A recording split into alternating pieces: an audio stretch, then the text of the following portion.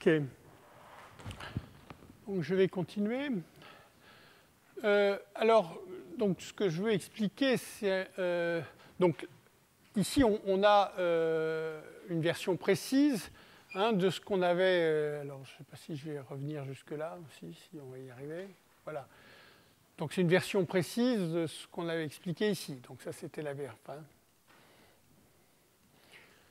Le théorème de Peschel. Donc, ce que je veux indiquer, encore une fois, je ne vais pas donner une démonstration complète, mais donner une indication de comment obtenir le théorème de Peschel à partir d'une version à paramètres du théorème de Hamilton. Donc, on a vu le théorème d'inversion locale. On va voir une version un peu plus raffinée, si on veut, donc, enfin, qui est de toute façon un développement à partir de la première, qui n'est pas indépendante, et qui permet d'arriver au théorème de Peschel. Donc, quel va être le cadre? Donc, ici, EF et U, c'est exactement le même cadre que pour le théorème de Hamilton. Donc, EF sont des bons espaces de Fréchet, espaces de Fréchet échelonnés avec ces opérateurs de lissage, et U, donc, est une partie ouverte de E. Par contre, donc j'ai dit à paramètres, et donc voilà l'espace des paramètres V. Donc, c'est une partie ouverte de Rn. Mais alors, il faut y penser donc comme V, comme l'espace l'espace des vecteurs de fréquence. Je veux dire, l'espace quand on a un hamiltonien complètement intégrable, l'espace des P, enfin des variables d'action, qui permet de faire bouger les vecteurs de fréquence. Donc, on a cet espace de paramètres. Mais justement, quand on a cet espace de fréquence, par exemple, seules les fréquences diophantiennes permettent de faire des choses intéressantes. Donc, grand L, c'est une partie compacte, et c'est typiquement une partie totalement discontinue de V. Enfin, une partie, encore une fois, pas spécialement jolie à regarder, de V. J'ai utilisé la même lettre que pour le théorème de Whitney, et c'est le type d'ensemble qui apparaît dans le théorème de Whitney. M, ça va être l'ordre de différenciabilité. Et donc, l'application auquel je souhaite appliquer le théorème d'inversion locale à paramètres, c'est donc une application petit f, donc, alors, qui dépend de la variable x qui se trouve dans grand E, et du paramètre A, donc c'est pour ça que je la note comme ceci, f indice A de x, paramétré par A. Donc une application de U, l'ouvert de E, fois V, l'espace des paramètres, à valeur dans F, qui est de classe, alors, comme d'habitude, enfin je veux dire, on reprend le cadre, le contexte du théorème de Hamilton, qui est classe CM, au sens de gâteau. Alors ça, c'est les objets qu'on regarde. Quelles sont les hypothèses? Alors, il y a des hypothèses naturelles, mais néanmoins, quand on veut les vérifier, qui ne sont toujours pas forcément très drôles. Donc, on va supposer que FA est une bonne application de classe C2. Ceci alors, on le suppose pour chaque A dans grand L. Attention, parce que... Oui, et on suppose que ceci est une bonne application uniformément en A. Alors, qu'est-ce que ça veut dire, bonne application uniformément en A? Oui, je l'ai peut-être dit après. Bon, je reviens, je crois, sinon je le dirai au tableau. Je crois que je l'ai dit après. De la même façon, ici, on demande de nouveau l'inversion de la différentielle, comme dans le théorème d'inversion locale. Donc l'inverse de la différentielle, L indice A, c'est une application de U fois F dans E, donc qui est l'inverse de DFA. On ne dérive jamais par rapport au paramètre ici. On dérive seulement par rapport à la variable X. C'est pour ça que j'ai noté l'application F indice A. Et donc on demande que cet inverse soit une bonne application, et de nouveau que ce soit une bonne application uniformément en A. Alors qu'est-ce que ça veut dire? Je crois que oui. Ah non, alors je ne l'ai pas dit. Donc, qu'est-ce que ça veut dire uniformément en A? Je ne sais pas si ça vaut le coup que je l'écrive. Ça veut dire que toutes les constantes qui interviennent dans la définition d'une bonne application sont uniformes en A. Donc, bon, la définition principale, c'était de dire c'est qu'on avait pour tout x0 d'une bonne application. Pour tout, il existe un voisinage V de voisinage de x0. Je vais peut-être remettre la lumière un instant.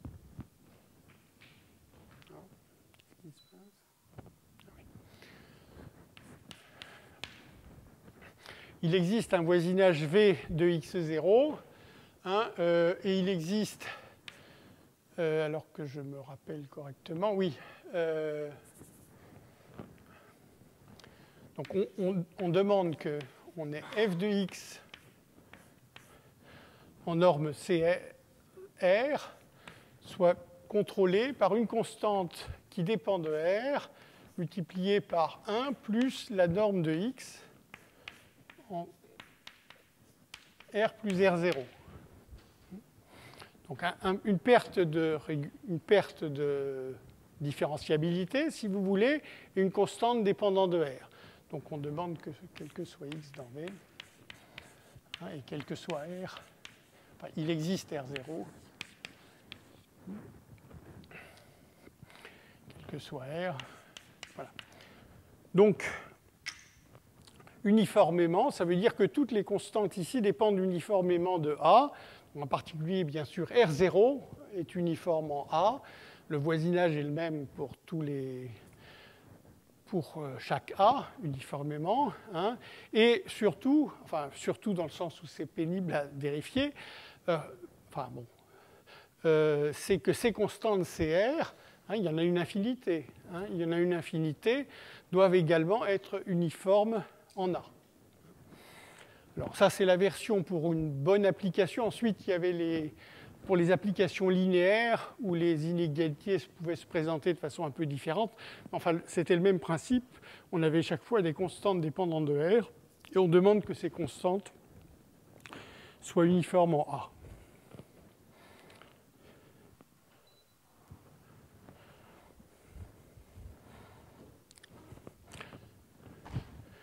Bon, donc voilà les hypothèses.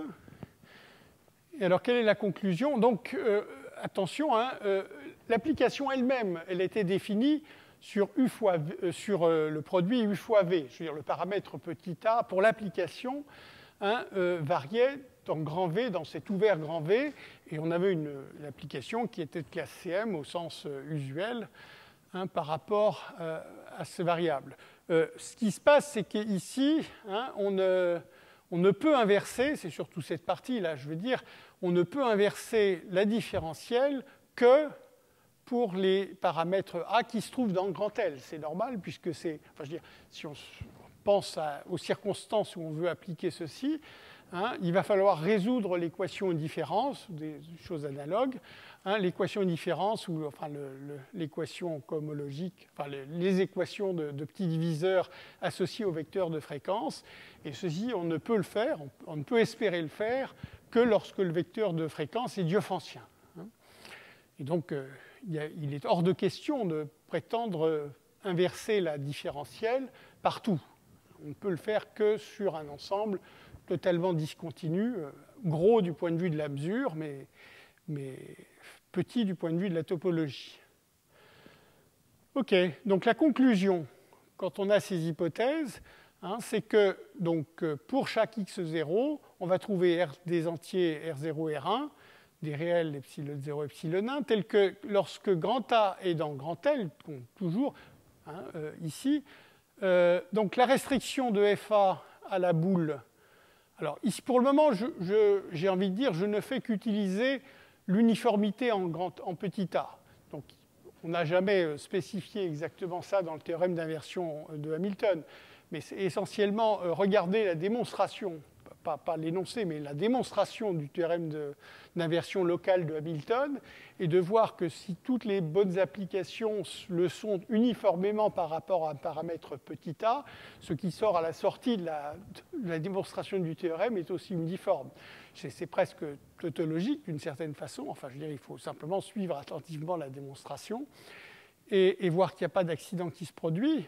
Hein, donc ça veut dire qu'on a une boule B0, qui est une boule indépendante de A, centrée en x0, hein, et telle que quand je prends la restriction de petit a de f indice A à cette boule B0, eh bien j'obtiens un bon diffeomorphisme sur son image, bon diffeomorphisme de classe C2 au moins sur son image.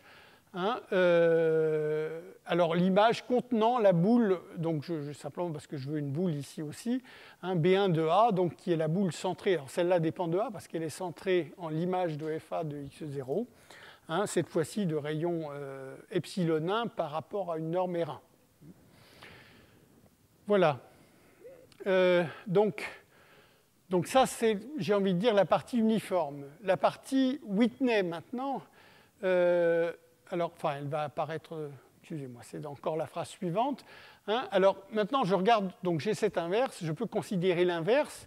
Donc, l'inverse, il est défini, alors, pour le moment, je regarde l'inverse pour chaque A.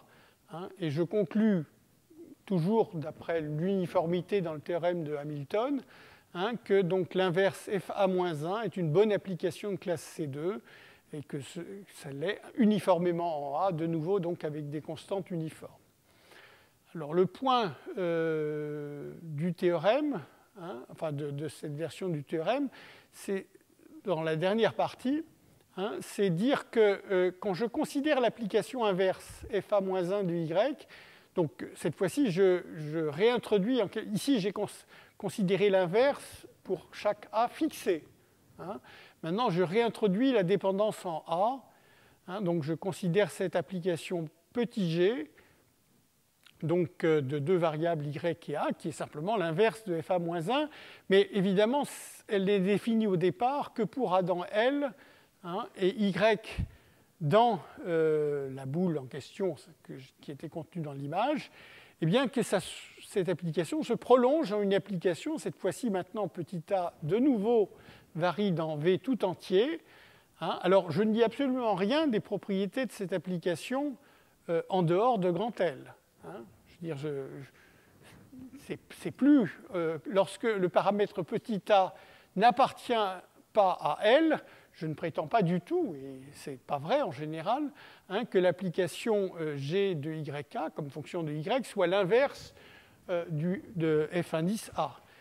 Ce que je prétends simplement, c'est que par rapport aux deux variables y et a, l'application est une application de classe CM au sens de gâteau. En d'autres termes, et c'est là que le théorème de Whitney, enfin d'extension de Whitney apparaît, hein, c'est que en fait, je vais jamais prolonger l'application vraiment. Ce que je vais simplement supposer, c'est que l'application que j'ai définie ici, alors il faut voir d'ailleurs plutôt comme une application qui a A associe l'application justement f indice A-1, hein, donc de A vers l'espace fonctionnel, enfin vers un espace de Fréchet qui contient FA-1, cette application, hein, elle est CM, elle est de classe CM au sens de Whitney. Elle est définie sur cet ensemble grand L fermé compliqué, hein, mais néanmoins, donc, vérifier que c'est appliqué. Donc, celle-là est intrinsèquement définie par le théorème d'inversion locale.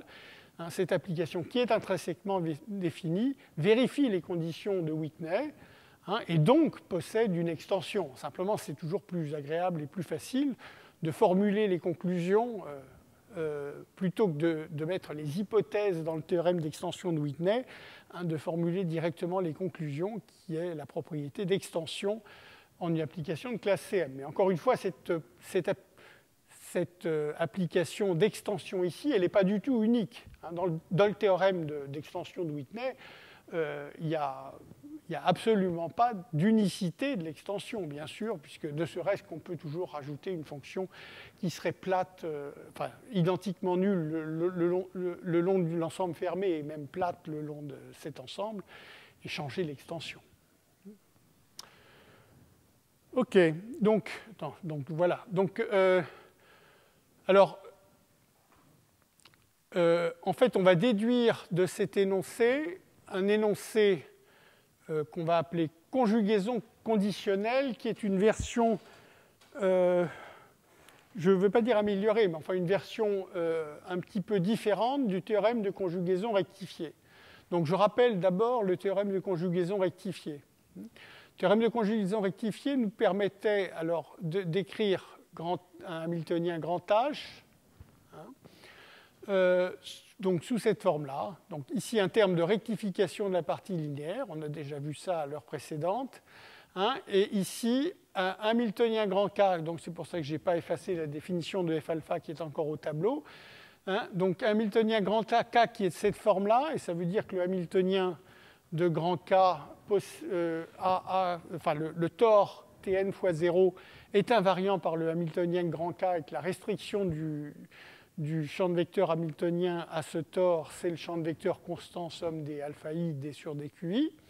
Un simple ectomorphisme qui déforme le tor et qui change les variables le long du tor. Bon, une constante ici. Et donc, enfin, le point, c'est ce théorème de... Je veux dire, le problème, en quelque sorte, mais c'est aussi ce qui permet d'écrire le théorème, bien sûr, c'est ce terme de rectification. Alors, j'ai rappelé Fi. Donc, alpha, ici, est un vecteur de Diophantien fixé, et K est effectivement dans cet espace. Voilà, j'ai rappelé tous les ingrédients. Oui, non, il y a celui-là. Oui, H est une perturbation. Alors, donc, on va avoir un énoncé maintenant, qui est le théorème de conjugaison conditionnelle qui est dans le titre, qui permet de se débarrasser des bêtas. Et on n'a toujours pas d'hypothèse de torsion. Mais en échange, donc on a déjà vu une façon de se débarrasser des bêtas, c'était dans l'énoncé principal du théorème CAM, dans le début de la première heure, où on avait introduit ces paramètres grand P, de translation de la variable P, de façon à pouvoir éliminer bêta. Donc ici, on va se permettre plutôt de faire varier alpha. On va d'ailleurs aussi faire varier grand P, mais enfin, on va... Donc, on va maintenant considérer l'espace F gotique, là, qui est l'union de tous les F alpha. Donc ici, dans le F alpha, j'ai fixé la partie linéaire, somme des alpha IPI. Et donc maintenant, je vais considérer... Alors, il ne faut pas voir que quand je dis n'importe quelle partie linéaire. Non, puisque, bien sûr, c'est important que les coefficients des PI dans la partie linéaire soient constants. Donc ici, c'est un espace vectoriel, en l'occurrence, grand F gotique. C'est l'espace vectoriel des Hamiltoniens qui s'annule sur Tn fois 0, et dont la partie linéaire le long de Tn fois 0, la partie d'ordre 1, et de la forme somme des alpha i pi, mais avec maintenant les alpha i qui sont n'importe quelle constante dans Rn, mais indépendante de Q, quand même. Donc ce n'est pas n'importe quelle partie linéaire d'ordre 1. Et puis, bien sûr, ensuite, une partie d'ordre 2 qui, elle, est complètement arbitraire et où la dépendance de Q apparaît pleinement. Donc, on trouve différentes versions, une dans Hermann, du moins le séminaire Bourbaki que j'ai écrit sur les travaux de Hermann, ensuite dans Sévriouk et puis dans Féjose. Donc, on se donne de nouveau des paramètres pour une condition diophantienne, et on va supposer que le vecteur de fréquence initial, alpha 0, appartient à cet ensemble HDC avec ses paramètres gamma tau. On suppose aussi que le Hamiltonien initial, K0, non perturbé, lui, il est dans un bon espace F alpha 0, donc ça veut dire la partie linéaire est donnée par ce vecteur de fréquence alpha 0 qui, lui, est diophantien. Alors, on va perturber. Alors, grand H va être une perturbation. Alors, la phrase est assez longue, donc je l'ai découpée. Donc, grand H va être une perturbation de K0. Un Hamiltonien, donc, perturbé de K0. Et donc, on va associer à grand H... Alors, attention, justement, le grand avantage ici, comme vous voyez, c'est qu'il n'y a plus de bêta. Il y a un grand K, un θ, un phi qui joue le même rôle qu'avant. C'est-à-dire le grand K, alors sauf que le grand K va se trouver, lui, pas dans F alpha, mais dans le grand F gotique qui est l'union des F alpha. Je vais peut-être garder cette notation au tableau. Alors, je ne suis pas très bon pour dessiner le gothique, ce sera plutôt un calligraphique ici.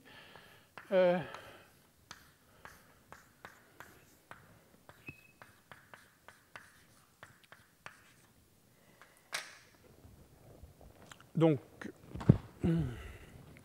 ça va être dit d'ailleurs, je pense. Oui. Donc, donc à grand H, on va associer un grand K.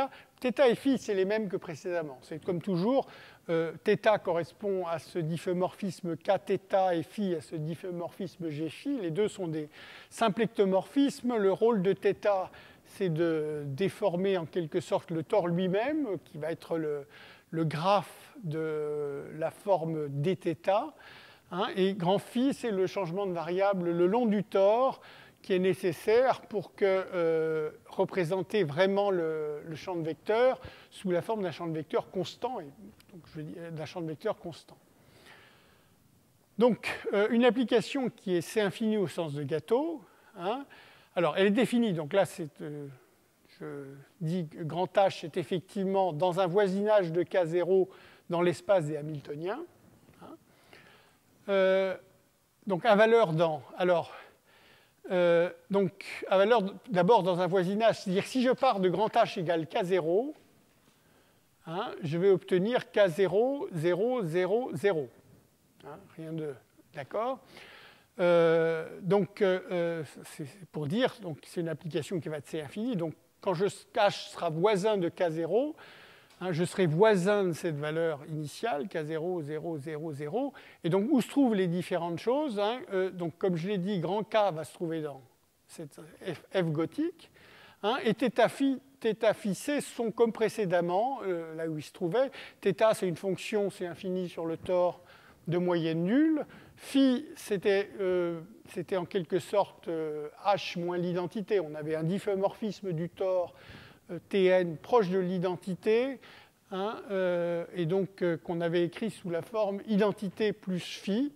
Et donc le phi vit là-dedans, comme souvent pour les diffeomorphismes du tore, une conjugaison, enfin dans un problème de conjugaison, il faut normaliser la conjugaison pour tuer les rotations, et donc on le fait en choisissant phi de moyenne nulle, pardon. Et c'est comme précédemment, c'est la constante qu'on ajoute au Hamiltonien et qui de toute façon ne change pas la dynamique. Donc, cette application grand H qui associe ces choses-là a la propriété suivante. Alors, donc à chaque grand H, j'ai un grand K. Le grand K se trouve dans cette union des F alpha. C'est une union disjointe, bien sûr, puisque quand je ne peux pas être dans deux F alpha différents, enfin distincts, puisque évidemment la partie linéaire, quand je la regarde, me dit dans quel F alpha je me trouve. Et donc, chaque fois que j'ai un grand H, j'ai un grand K, je peux regarder quel est le alpha tel que K appartient à F alpha. Eh bien, lorsque cet alpha est diophantien, et dans HDC de gammato, eh bien, je peux conclure la version favorable, j'ai envie de dire, du théorème de conjugaison rectifiée, puisque je n'ai pas besoin de la rectification. Donc voilà, alors là j'ai directement une conclusion dynamique, puisque maintenant le C ne compte pas, puisque le champ de vecteur ne change pas en C. Et donc ici, je suis en train de dire, ça doit être dit juste après, voilà, que le tore lagrangien, P égale moins dθ de Q, enfin celui qui est transporté par Kθ sur P égale 0, est invariant par grand H, et donc alpha quasi-périodique, parce que simplement ici j'ai un symplectomorphisme, et que le grand K se trouvant dans F alpha, il a un tore invariant alpha quasi-périodique, que P égale 0 correspond à un tore invariant alpha quasi-périodique. Donc, qu'est-ce qu'on a fait par rapport au théorème de conjugaison rectifié ? On a échangé, on a annulé les bêtas, il n'y a plus de bêta, mais évidemment, le prix à payer, c'est une restriction, sur les H auxquels ça s'applique, puisqu'il faut que alpha ici soit diophantien. Mais au total, on a quand même gagné de façon significative. OK, alors la démonstration n'est pas dure à partir du théorème de Hamilton à paramètres que j'ai présenté précédemment. Et puis du théorème de conjugaison rectifiée, à vrai dire. Enfin, je dirais, ça ne dispense pas de faire le théorème de conjugaison rectifiée. C'est simplement qu'on bâtit au-delà du théorème de conjugaison rectifiée. Alors la démonstration donc, est simple. Alors, comme très souvent, malgré tout, dans toute cette histoire de théorème de Hamilton, enfin d'espace de Fréchet, etc., il y a énormément de vérifications qu'on devrait faire et qu'on a tendance à ne pas faire parce qu'elles sont particulièrement ennuyeuses. Donc, disons que on a tendance à laisser au lecteur toutes ces vérifications. On part de cet espace E qu'on avait déjà rencontré. On abrège cette fonction dont seule importe d'ailleurs la partie linéaire le long de P égale 0, une fois de plus, qu'on appelle SI. Le théorème, donc ici, on retrouve la formulation du théorème de conjugaison rectifiée. En fait, je veux dire, mais en fait, donc, comme la différence, c'est qu'on va laisser varier grand K. Donc, je vous rappelle, qu'est-ce qu'on disait? Rappelons un instant. Le théorème de conjugaison rectifiée nous disait que si on laisse varier K dans F alpha, phi dans E puissance n, θ dans E, C dans R et les bêta dans Rn, et bien l'application, donc cette formule qui définit grand H, donc qui a grand K, phi, θ, C, bêta associe grand H, par la formule qui est là, ceci était un bon difféomorphisme de classe C infini, en supposant bien sûr que alpha est diophantien pour ça. Alors, ici, on va changer un tout petit peu, enfin pas un tout petit peu, on va changer la définition de cette application en laissant, donc qui était un bon difféomorphisme, mais maintenant on laisse varier alpha. Donc grand K, au lieu de varier simplement dans grand F alpha, on le laisse varier dans grand F tout entier. On se permet de mettre n'importe quelle partie linéaire d'ordre 1 du moment que les coefficients ne dépendent pas de Q. D'accord? Donc, on a cette application dans ce sens-là. Si je me donne grand K, phi, θ, C, bêta, eh bien j'ai une formule, ça définit indéniablement un Hamiltonien grand H. Donc, je le fais sur un voisinage de K 0, 0, 0, 0. Et donc, à valeur dans l'espace des Hamiltoniens grand F sur Tn fois Tn. Donc, alors, cette application soit C infini au sens de gâteau, là, c'est juste une formule, c'est juste une formule simple. Donc, enfin, et comme elle l'était la fois précédente pour le théorème de conjugaison rectifiée, elle l'est toujours, parce que ce n'est pas la dépendance supplémentaire qu'on a introduite à partir de K qui va changer quoi que ce soit. Donc, alors, maintenant, il se passe quelque chose. Donc, on va appliquer le théorème d'inversion locale, mais version witness, c'est-à-dire version à paramètres. Donc l'espace des paramètres, c'est justement l'espace des alphas que je viens de laisser varier.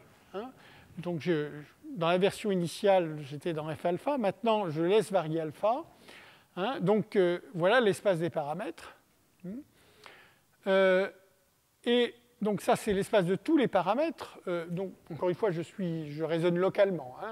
Je suis parti d'un alpha 0 qui était diophancien. Donc, ici, je suis au voisinage de alpha 0. Et grand L, c'est un fermé de grand V. Alors, j'ai pris de la marge directement. C'est comme toujours, je ne veux pas me trouver près du bord. Donc, j'ai diminué le rayon de 2 par 2. Par contre, donc, ici, je réclame surtout que alpha appartiennent à l'ensemble HDC de gamma tau. Pourquoi? Parce que c'est seulement... Alors, enfin, ça vient tout de suite. C'est en effet seulement pour ces alphas-là que je vais pouvoir inverser la différentielle.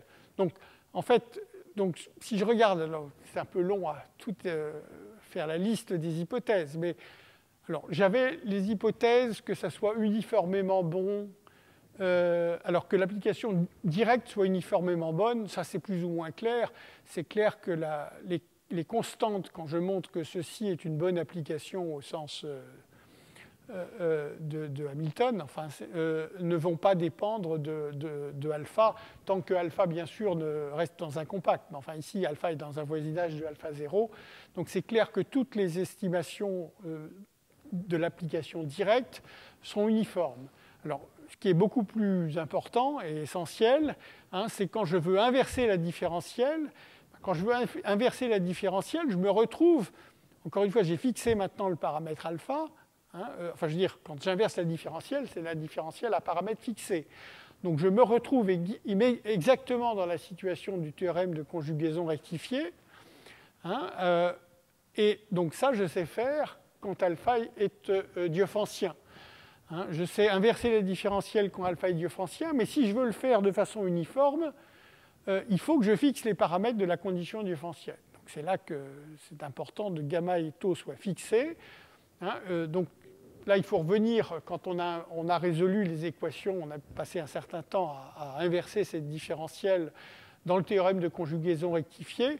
Il faut reprendre la démonstration et voir, à un certain moment, je dois résoudre des équations aux différences, ou plutôt des équations, les équations de petits diviseurs associés à des champs de vecteurs constants, diophanciens, justement, et que donc, si les vecteurs de fréquence correspondante satisfont des conditions diophanciennes uniformes, donc avec des gamma et des taux qui sont fixés, eh bien toutes les constantes dont j'ai besoin dans l'inversion dépendent de façon uniforme, dépendent de gamma et de taux certainement, mais pas du vecteur de fréquence particulier dans cet ensemble de nombres diophanciens. Donc, en quelque sorte, il y a beaucoup de vérifications qui sont contenues dans cette phrase, mais c'est des vérifications essentiellement triviales. Alors, ça veut dire que donc je peux appliquer le théorème d'inversion locale à paramètre l'inversion de Whitney. Donc je le fais, puisque je peux le faire. Et donc, qu'est-ce que me donne l'inversion locale? Donc, j'ai le paramètre alpha maintenant. Alors, j'applique directement la conclusion après avoir appliqué le théorème d'extension de Whitney. Donc, je vais pouvoir trouver une application qui est au paramètre alpha et au hamiltonien grand H associé, donc je vais dans l'autre sens maintenant, grand K, θ, phi, bêta, c.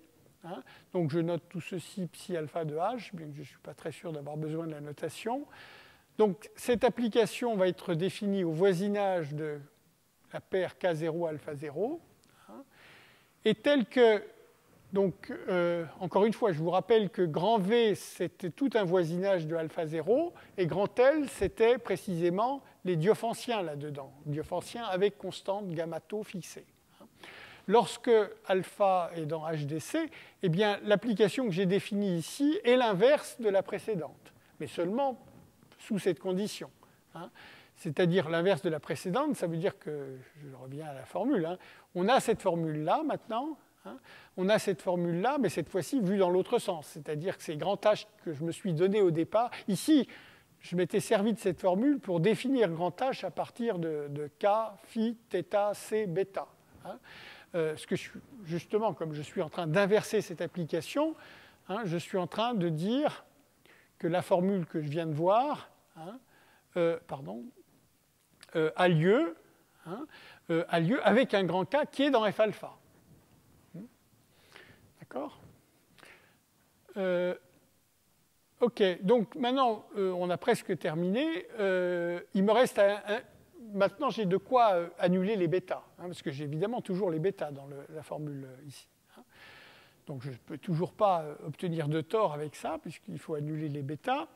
Mais le point, c'est que lorsque je prends h égale k0 dans cette histoire, et que je prends alpha diophancien, bien θ, on voit directement ce qui va se passer. Puisqu'on a directement quelque chose qui est de la bonne forme, sauf que la partie linéaire n'est pas exactement ce qu'on veut. Puisque K0 a une partie linéaire qui est somme des alpha 0i pi, puisque K0 se trouve dans F alpha 0. Hein, et donc, si je dois écrire sous la forme d'un élément de F alpha composé avec un symplectomorphisme plus... il va falloir que je corrige la partie d'ordre 1 par ce terme-là. Hein, simplement rectifier le vecteur de fréquence alpha 0, qui est le vecteur de fréquence pour K0, en le vecteur de fréquence alpha qui m'est imposé par le fait que je suis en train de regarder le paramètre alpha. Donc bêta s'écrit, donc bêta pour h égale K0 hein, est égal à alpha moins alpha 0. Ça veut dire que, donc, le point, c'est que tout ça, avec le théorème d'inversion de Whitney, le théorème d'extension de Whitney, pardon, hein, je peux prendre les différentiels de tout ça. Alors, il faut faire un tout petit peu attention ici, c'est-à-dire que je veux conclure de cette affirmation. Donc, cette affirmation, elle est valable pour alpha diophantien. Hein. Je veux en déduire que l'extension de Whitney, donc bêta est maintenant définie partout, simplement ça n'a un sens vraiment intrinsèquement défini que sur les diophantiens. Je veux déduire que cette dérivée partielle, cette matrice des dérivées, cette matrice jacobienne, dérivée des bêta par rapport aux alpha, c'est l'identité en Rn0. Alors, bien sûr, cette formule m'indique, enfin je veux dire que ça devrait être ça. Simplement, il faut, c'est pour ça que je dis en diminuant si nécessaire gamma, il faut éviter, disons que si je me place en un point isolé, hein, si alpha était un point isolé de HDC de gamma tau, ben, j'ai le théorème d'extension de Whitney, je me donne la valeur en un point isolé, je peux prolonger n'importe comment, et en particulier la dérivée peut être prise n'importe comment. Par contre, dès que alpha est suffisamment bien entouré, en quelque sorte, hein, eh bien, la dérivée sera complètement spécifiée, la dérivée de cette matrice des dérivées ici sera complètement spécifiée par les valeurs elles-mêmes de bêta. Donc, pour peu que, donc c'est pour ça qu'éventuellement on diminue gamma. Bon, ça c'est une propriété élémentaire des diophantiens. Hein, c'est qu'une fois, si j'ai un diophantien avec une certaine constante gamma, si on prend une constante légèrement plus petite, eh bien on va avoir des diophantiens à peu près dans toutes les directions, en tout cas dans des directions qui engendrent tout l'espace d'un point de vue linéaire, et donc qui permettent de calculer la dérivée. Donc tout ça pour dire que cette formule bêta égale alpha moins alpha 0, qui est valable sur HDC de gamma tau seulement, hein, entraîne, enfin, après une toute petite gymnastique, disons, hein, que la dérivée partielle de bêta par rapport au paramètre alpha, c'est l'identité. Alors maintenant, on conclut comme on avait fait pour le théorème CAM. Hein, donc on a cette application qui a alpha associe bêta, qui est donc un diffeomorphisme quand h égale K0.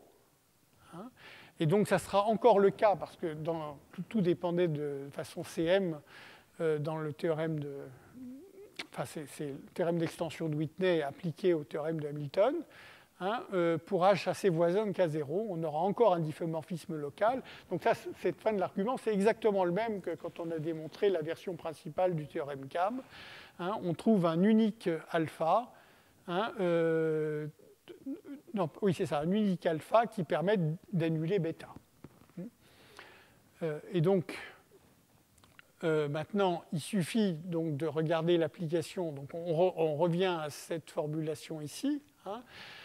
Donc ici, on avait toutes ces variables qui dépendaient de h et alpha. Donc on a trouvé un alpha dépendant de h qui permet d'annuler bêta. Donc on raye la variable bêta et on regarde cette application donc, qui a h associe pour ce alpha particulier k, θ, phi et c.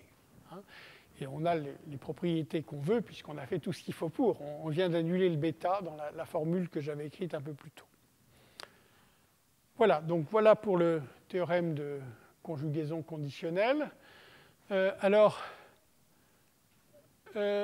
je vais faire quelques remarques.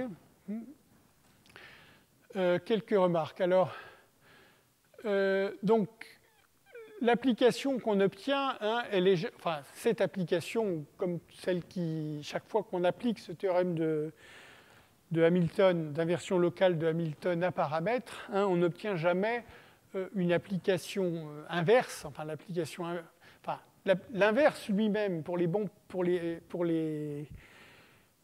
paramètres en quelque sorte est unique, mais l'application qui prolonge l'inverse pour les valeurs mauvaises du paramètre, celle-là ne peut pas être unique dans le théorème d'extension de Whitney, parce que ça résulte simplement d'une application du théorème d'extension de Whitney, et l'extension de Whitney n'est jamais unique. Donc ensuite, oui, bon, là j'ai simplement c'est la même remarque que pour le théorème de conjugaison rectifiée. C'est un énoncé qu'on présente sur Tn fois Tn par commodité, mais tout se passe absolument au voisinage de Tn fois 0, et c'est comme ça qu'il faut y penser. Alors, on a encore des libertés qu'on n'a pas utilisées. C'est la possibilité qu'on a utilisée dans le théorème standard CAM, mais qu'on n'a pas utilisé dans le théorème de conjugaison conditionnelle, c'est la possibilité de translater la variable P. En d'autres termes, ce qu'on a obtenu, c'est vous vous rappelez, dans le théorème de conjugaison rectifiée ou conditionnelle, enfin rectifié avec bêta égale 0, donc théorème de conjugaison conditionnelle, le tore lagrangien invariant qu'on obtient, c'est le graphe de moins dθ. Donc θ est une fonction de moyenne nulle sur Tn, et donc la différentielle est une forme exacte. Donc c'est un tore qui est homologue à p égale 0. Ceci étant, on peut, comme d'habitude, faire une translation sur la variable p, et appliquer ensuite le théorème de conjugaison conditionnelle au hamiltonien translaté, à celui-là. Et donc, les tores éventuels qu'on va récupérer seront, eux, homologues à p égale p étoile. Donc, en appliquant en quelque sorte à toute cette famille à la fois le théorème de conjugaison conditionnelle, ça va nous permettre d'obtenir des tores qui seront homologues à toutes les valeurs de p étoile proches de 0. Donc, une autre conséquence du théorème de conjugaison conditionnelle, on va revenir à la forme normale de Birkhoff. Donc, on va se donner d'abord un alpha 0 qui est diophantien avec des constantes gamma et tau qui sont fixées. On va se donner un tore lagrangien alpha 0 quasi-périodique, invariant par un certain hamiltonien K0. Donc je rappelle l'énoncé de la forme normale de Birkhoff, c'est que je peux faire un changement de variable symplectique qui permette d'abord, d'après le théorème de Weinstein, de supposer que le tore T, c'est le tore Tn fois 0, situé dans cette fois-ci plutôt, disons, dans le cotangent Tn fois Rn, où je commence à développer K0 le long de Tn fois 0, donc suivant les puissances de P successives, donc une constante, un terme linéaire qui donc correspond au vecteur de fréquence alpha 0, la partie de la torsion qui serait la partie ici d'ordre 2, mais ici je vais directement considérer une partie d'ordre plus grand, je veux dire jusqu'à l'ordre n, comme l'énoncé de la forme normale de Birkhoff, et puis un reste où toute la dépendance par rapport aux variables Q s'introduit, qui se trouve ici. Donc ça, c'était vraiment l'énoncé de la forme normale de Birkhoff. Alors, si on essaye justement, ce que je viens de dire en quelque sorte pour faire la translation de la variable P, donc on va considérer ce hamiltonien et on va translater la variable P. Donc avoir une famille à n paramètres, enfin P étoile visant Rn, voisin de 0, de K0. Donc qu'est-ce que nous dit le théorème de conjugaison conditionnelle dans ce cadre-là, donc appliqué à Kp étoile? Bien, ça va nous fournir une application lisse. Donc P étoile donne alpha de P étoile, tel que, donc je reprends simplement ici l'énoncé du théorème, enfin une partie de l'énoncé du théorème de conjugaison conditionnelle. Lorsque ce alpha de P étoile appartient à cet ensemble HDC diophancien d'exposants gamma-tau, et seulement lorsque ceci appartient, je peux conclure que K0, alors je l'ai dit pour K0, bien sûr, je veux dire, ça résulte de l'application de Kp étoile, mais Kp étoile, c'est rien d'autre que K0 translaté. Donc K0 a un tore lagrangien qui est alpha de P étoile quasi-périodique et qui est cohomologue à P égale P étoile.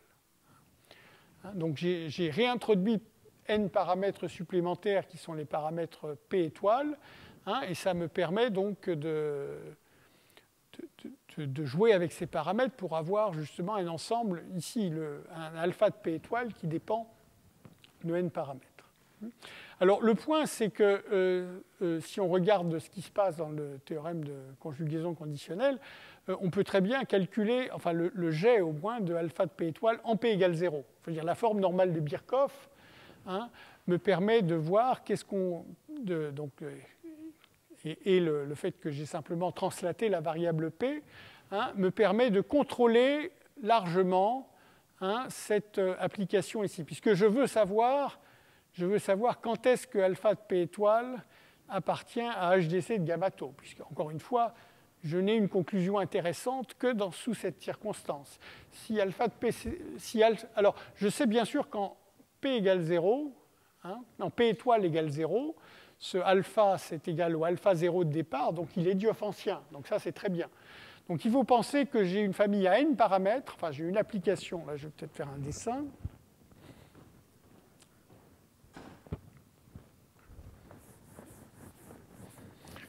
Bon, un dessin qui va être à peu près...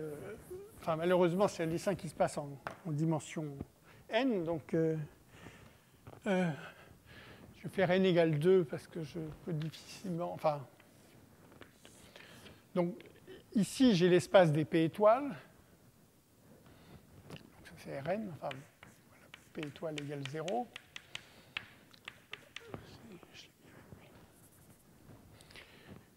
Et donc j'ai une application alpha. Pour P étoile égale 0, l'image c'est alpha 0 qui est dans HDC. Et donc, à l'arrivée, j'ai un ensemble diophancien, HDC de gamma-tau, donc qui contient mais qui est, qui est un ensemble a priori fermé, de grande mesure de Lebesgue, mais par contre totalement discontinu. Donc, ce qui m'intéresse, c'est de prendre son image inverse ici. Alors, il y a une circonstance où je l'ai déjà fait. C'était lorsque lorsque la torsion était non dégénérée, parce qu'à ce moment-là, je sais que cette application est un difféomorphisme. Et donc, enfin, non, je m'excuse, enfin, c'est pas exactement ça, mais le n-1g sera donné par la forme normale de Birkhoff. Et donc, ça veut dire qu'à ce moment-là, en particulier, la dérivée de cette application alpha en P étoile égale 0 sera donnée par la partie d'ordre 2. Et donc, quand cette partie d'ordre 2 est non dégénérée, j'aurai effectivement un bon difféomorphisme qui me permet de transporter les choses. Ah, oh non, je vais trop vite. Et donc, c'est pour introduire le sujet suivant que je vais commencer à traiter, mais je pensais le traiter plutôt la prochaine fois. C'est pour ça que je vais juste l'introduire. Donc, j'ai un problème naturel qui surgit, en quelque sorte, qui est de comprendre pour cette application alpha. Donc, encore une fois, l'application alpha, je ne la connais pas complètement. Mais je connais par contre, quand j'ai la formule pour K0 ici, je connais son n-1g en P étoile égale en 0. Donc, enfin, essentiellement, il s'agit de dériver, de prendre la dérivée de K0 par rapport à alpha. C'est le vecteur de fréquence.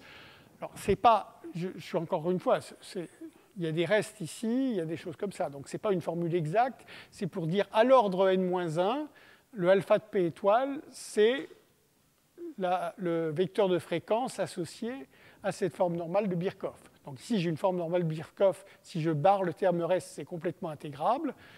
Donc, comme c'est complètement intégrable, j'ai un vecteur de fréquence qui dépend du paramètre P, et que donc, à cet ordre près, à ce terme reste, et donc reste qui existe aussi ici, cette application alpha est donnée par ce G-là, le G du vecteur de fréquence. Donc la question, c'est, alors quand alpha est un diffeomorphisme, on a vu que, effectivement, le fait que les diophantiens forment un ensemble de grandes mesures à l'arrivée implique qu'au départ, j'aurai beaucoup de P étoiles, que cette condition qui est ici sera satisfaite par la plupart des P étoiles voisins de 0, ce qui va me fournir non seulement un tore, je veux dire, par rapport à ce qu'on avait raconté, par rapport à l'énoncé principal du théorème CAM qui me donne un tore invariant avec un vecteur de fréquence fixé, va me donner plein de vecteurs, plein de tores invariants, enfin tous ceux qui correspondent à des vecteurs de fréquence proches de alpha 0, et qui seront donc proches du tore initial. La question maintenant est surtout, dans beaucoup de circonstances, en particulier en mécanique céleste, les conditions de non-dégénérescence sont jamais satisfaites pour des raisons de symétrie en particulier, mais pas seulement. Et donc, la condition de non-dégénérescence de cette application, le fait que alpha soit, enfin que le jet, la dérivée de alpha en P étoile égale 0 soit inversible, est une hypothèse trop forte pour les applications qu'on a en vue. Et donc, la question va se poser lorsque maintenant j'ai une application pas nécessairement, enfin a priori pas inversible, dans quelle mesure, qu'est-ce qu'on peut dire au départ, donc qui est malgré tout différenciable. C'est important bien sûr. L'application P étoile donne alpha de P étoile, ça a toujours été une application lisse. La question est de savoir, lorsque j'ai une application lisse qui, en P étoile égale 0, prend une valeur diophantienne, est-ce qu'il y a beaucoup de valeurs proches de P étoile égale 0 pour lesquelles je continue à prendre une valeur diophantienne avec des paramètres fixés gamma et tau. Alors, je vais commencer. Oui, j'ai encore 10 minutes, oui. Je reprendrai de toute façon ceci au début de la prochaine fois. Donc, cette discussion, disons, va être résolue, en tout cas largement résolue, par un concept qu'on appelle la non-planarité. Enfin, différents noms coexistent dans la littérature. Donc, on va se donner une application. Alors, on commence, à vrai dire, par une courbe.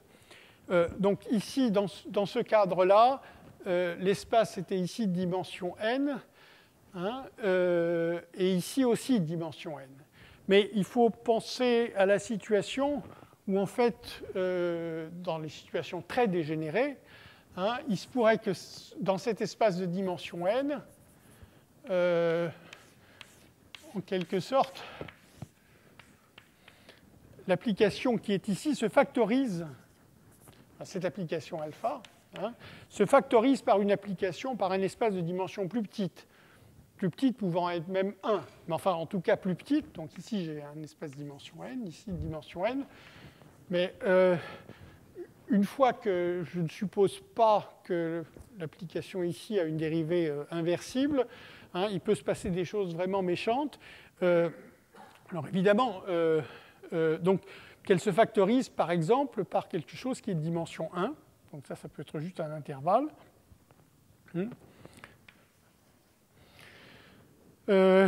Et donc ici une application lisse, je crois que je la note encore alpha. Oui.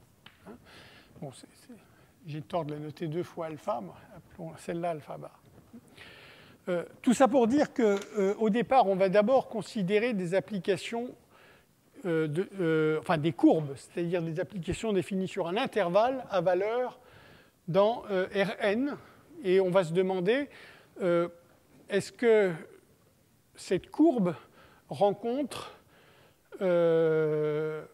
convenablement l'ensemble des nombres diophantiens. Alors bien sûr, sans hypothèse, c'est faux.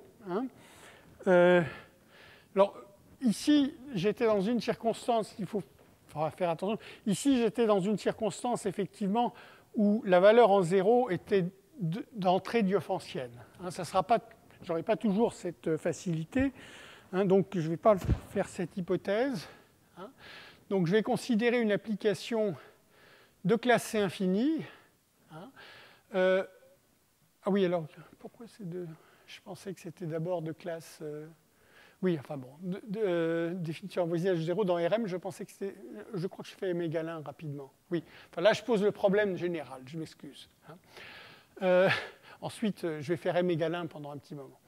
Donc, là, c'est ce que j'ai un peu raconté, enfin, je veux dire anticipé, étant donné une application lisse, d'un voisinage de 0 dans Rm à valeur dans Rn, on se demande quand est-ce qu'on peut contrôler l'ensemble des P, tels que alpha de P, soit diophantiens. Alors typiquement, il faudra qu'on prenne gamma assez petit, bien sûr, pour que cet ensemble-là soit assez gros, mais enfin, même ceci ne sera pas forcément suffisant. Alors, il y a bien sûr une condition évidente, c'est qu'il ne faut pas que l'image de l'application alpha soit contenue dans un hyperplan de résonance. Ces hyperplans de résonance qui sont précisément ceux que les diophantiens évitent. Donc, être diophantien, c'est se trouver à une distance suffisante de ces hyperplans, une distance qui dépend de k, mais enfin, je veux dire, en tout cas, qui mesure la distance à ces hyperplans. Et donc, évidemment, si l'image de alpha se trouvait contenue dans un tel hyperplan, j'ai déjà perdu d'avance.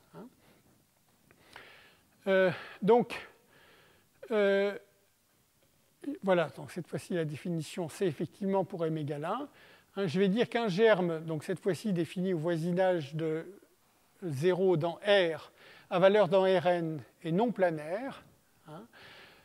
Si, donc, quand je regarde les n premières dérivées, donc n c'est le même qui est ici, je prends autant de dérivées que la dimension de l'espace d'arrivée, eh bien, je veux que ces dérivées soient linéairement indépendantes et non nulles, donc forment une base de Rn.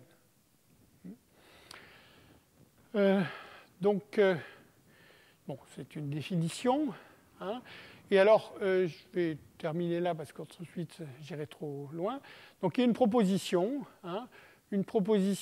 qui illustre cette notion. Pour le moment, ce n'est pas une proposition vraiment dont je vais me servir, mais enfin, c'est quand même une proposition qui est utile par rapport à, en particulier, la remarque que j'ai faite ici. Donc, on se donne une application de classe C infinie définie sur I. Et donc, on a deux conditions équivalentes. La première, c'est que donc, alpha est non planaire. Alors, peut-être pas en tout point. Ici, j'ai dit non planaire en 0. Oui, j'ai donné une définition pour les germes. Donc, c'est une définition non planaire au point 0. Donc, ici, je demande que alpha soit non planaire en tout point. Peut-être pas en tout point de I, mais en tout point d'une partie ouverte et dense de I, ce qui est quand même déjà gros. Bien sûr, vous observerez que cette condition, le fait que les vecteurs ici forment une base, c'est une condition ouverte. Donc le ouvert est gratuit, mais par contre, ce qui n'est pas, c'est que ça soit dense. Et donc la deuxième condition, c'est que cette condition, en quelque sorte, enfin plutôt l'inverse, enfin, je veux dire, on évite d'être contenu dans un hyperplan, de façon, alors il faut le dire correctement, mais c'est-à-dire que pour tout sous-intervalle non trivial, c'est-à-dire non réduit à un point, bien sûr, non réduit à un point de I, eh bien, l'image de cet intervalle par l'application alpha, donc la courbe, mais restreinte à cet intervalle J, n'est pas contenue dans un hyperplan de Rn. Alors, il n'y a pas moyen, bien sûr, avec cette condition, de distinguer les hyperplans rationnels. Ici, c'est des hyperplans spéciaux, c'est des hyperplans tels que les coefficients K soient dans Zn, donc les hyperplans rationnels de Rn.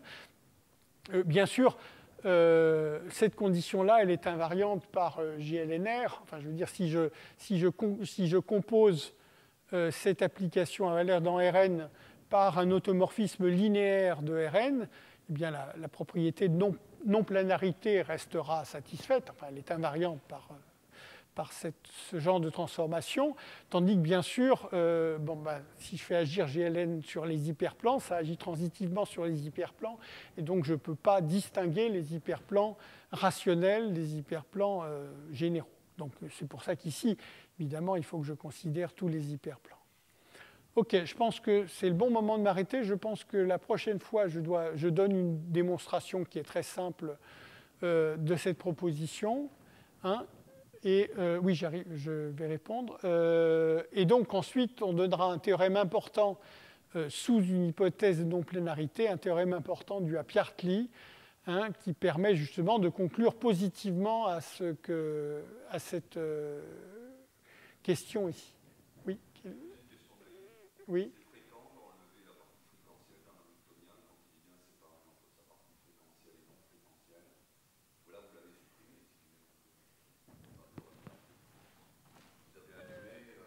Non, les bêtas, c'était les paramètres de rectification. C'est pas la paramètre, c'était la partie. Non, c'était la partie qu'il fallait pour rectifier les fréquences.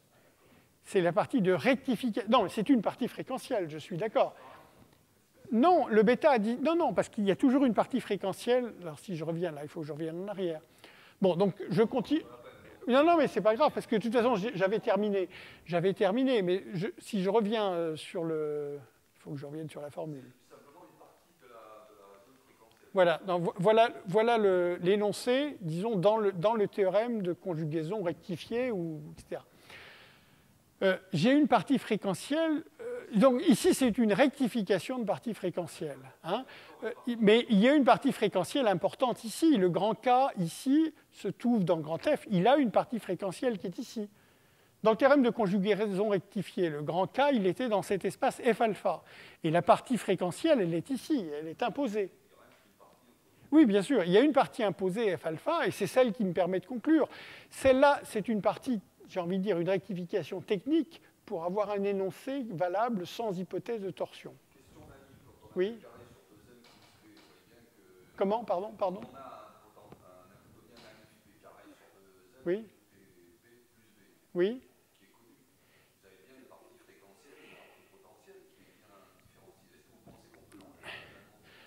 Non, mais attendez, ça dépend d'abord... non, c'est pas ça, mais je veux dire, ici, il y a pas mal de changements de variables à faire au départ, c'est ça que je cherche à dire. Votre Hamiltonien n'est pas complètement intégrable, si je comprends bien au départ. Donc, ce que je veux dire, c'est qu'ici, je me suis placé dans tous les énoncés. J'ai des énoncés. Non, mais ça n'a pas de sens de... Je cherche à dire que j'ai eu deux contextes dans tous les théorèmes que j'ai énoncés qui sont proches l'un de l'autre, qui ne sont pas formellement équivalents, mais qui sont proches l'un de l'autre. Un contexte qui était un Hamiltonien complètement intégrable. Donc ça veut dire un Hamiltonien qui ne dépend que des variables d'action. Donc c'est plus de la forme P au carré, plus... D'accord, je veux dire c'est complètement intégrable. Donc ça veut dire... Oui, mais ça veut dire qu'on a commencé par se débarrasser... Enfin, je veux dire, par l'écrire sous forme... donc à ce moment-là, il ne dépend plus que des variables d'action. Alors à ce moment-là, c'est bon. Ou alors, j'avais déjà un tore lagrangien invariant au départ et je m'étais mis sous une forme normale de Birkhoff. C'est proche, parce que dans la forme normale de Birkhoff, on ne dépend effectivement que des variables P. Il y a quand même les variables Q qui se glissent dedans par le reste. La différence, c'est que voilà. Donc, je veux dire, j'avais ces deux formulations-là, mais dans les deux cas, j'ai envie de dire, dans une formulation complètement intégrable.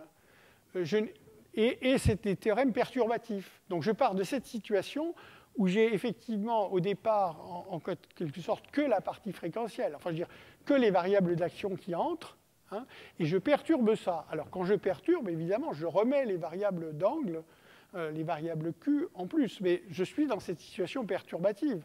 Si je pars d'une situation générale hamiltonienne, les théorèmes ne disent rien directement là-dessus. les théorèmes ne me permettent pas de chercher un tore invariant là où j'en ai aucun, en quelque sorte. Il faut que je bâtisse à partir de tore invariants que je connais, soit pour le hamiltonien lui-même, soit parce que je vais perturber quelque chose qui en avait. Voilà, bon, je crois que c'est tout pour aujourd'hui. Et donc, je reprendrai d'ailleurs le dernier slide que j'ai mis au tableau sur la non-planarité là, au début de la prochaine fois. Merci.